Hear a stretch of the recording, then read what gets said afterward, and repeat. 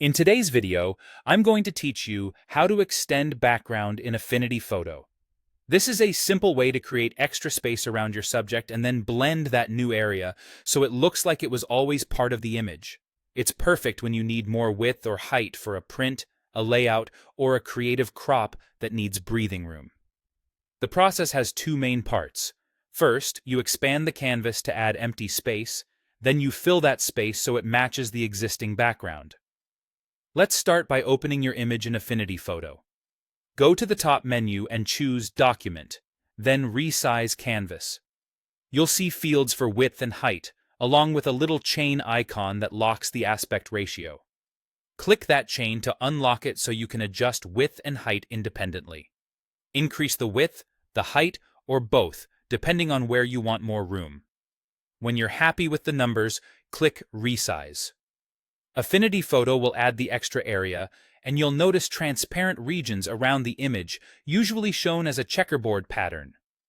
That empty space is exactly what you're going to fill to make the background look continuous and natural. Now, let's fill the new space.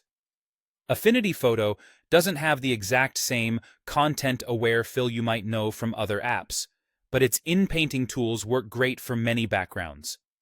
Select the rectangular marquee tool from the toolbar and drag a selection over the transparent area.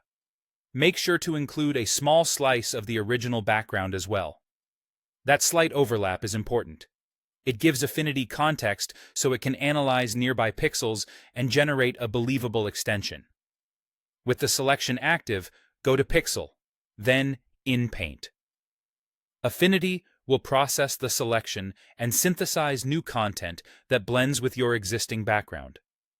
If the result needs a little cleanup, grab the In-Painting brush tool and paint gently over seams, repeating patterns, or any odd artifacts until it looks seamless. For very large areas, it often helps to work in smaller sections, running In-Paint multiple times so the generated texture stays consistent. This technique shines on simple, textured backgrounds like skies, grass, walls, and studio backdrops.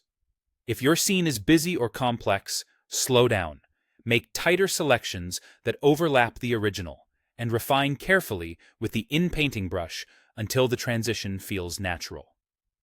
Repeat the selection and in-paint process for any remaining transparent edges. When everything blends smoothly, you'll have a clean, extended background that looks like it was there from the start.